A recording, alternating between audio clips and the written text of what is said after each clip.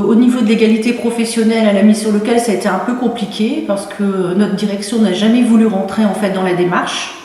Donc on avait constaté lors de nos précédentes NAO qu'il y avait en fait des différences de traitement à travail égal, salaire égal et aussi entre hommes et femmes.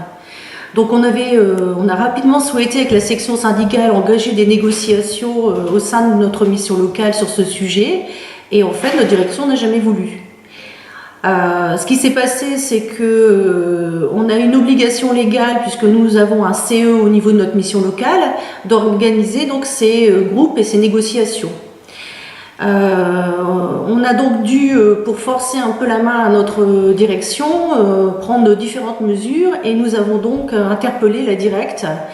Et donc la directe a fait de nombreux courriers à notre mission locale pour les inciter à rentrer dans la démarche d'organiser en fait des négociations sur ce sujet-là. Suite à ça, l'employeur est resté très réfractaire et n'a jamais voulu rentrer dans la démarche. Donc on a aussi engagé en parallèle en fait une procédure au prud'homme et cette procédure est toujours en cours actuellement. On a à chaque fois revendiqué la mise en place de groupes de travail auprès de notre employeur et puis parallèlement à ça, la directe a aussi insisté auprès de l'employeur pour mettre en place des groupes de travail sur l'égalité professionnelle.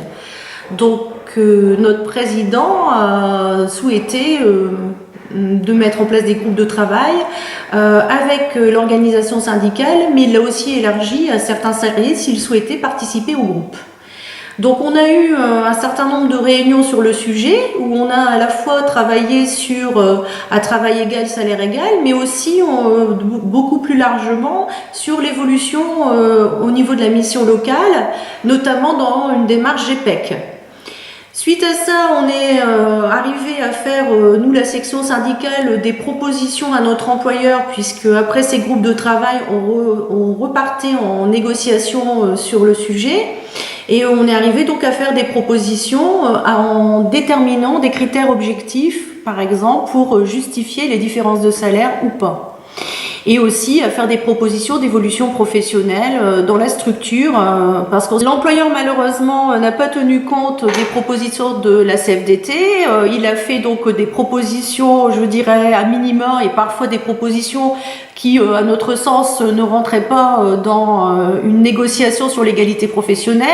Il nous a par exemple donné des jours de congés supplémentaires pour que les femmes puissent aller assister à la fête de l'école des enfants. Bon, c'est une bonne mesure, mais ça ne résout pas ni les problèmes d'inégalité à tâche égale, ni l'évolution professionnelle au sein de la mission locale. Nous avons donc repris des nouvelles négociations. Là, la démarche a été faite un peu différemment à la première.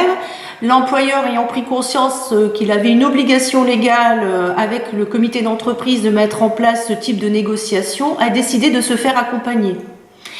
Donc aujourd'hui, nous avons donc des réunions à l'initiative de la direction avec l'ARACT, un organisme qui travaille sur les conditions de travail et qui peut accompagner en fait les structures pour aboutir à une méthodologie pour mettre en place un plan d'égalité.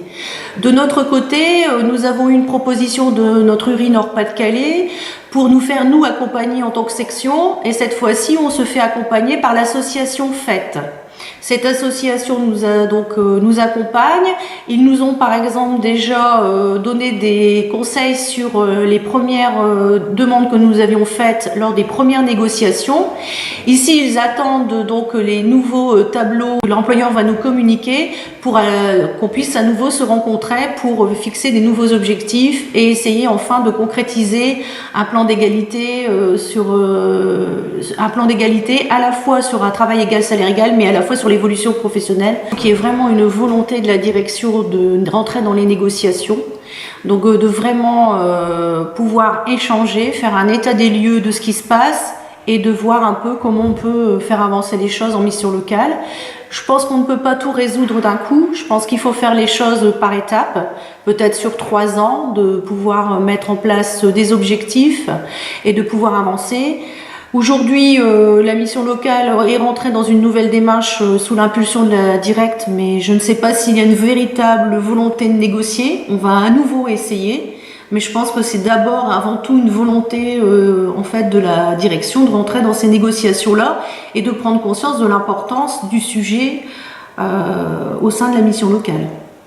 Je pense aussi qu'il faut que dans ces négociations, on puisse mettre sur la table les véritables critères objectifs qui puissent justifier des différences de traitement.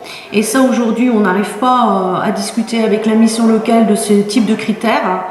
Et puis après, je pense que ce qu'il faut, c'est regarder aussi concrètement comment on peut réaliser ça, parce que ça a forcément un impact financier. Les missions locales, ce sont des structures associatives qui dépendent des fonds d'État. Donc il faut aussi pouvoir faire un plan qui est réalisable par rapport à ce que pourraient nous donner comme subvention les différents partenaires. J'ai bon espoir pour qu'on puisse enfin aboutir sur ces négociations. Nous venons de changer de président à la mission locale. J'espère que le nouveau président prendra la dimension de cette obligation légale et qu'on pourra aboutir à un accord gagnant-gagnant pour chacune des parties.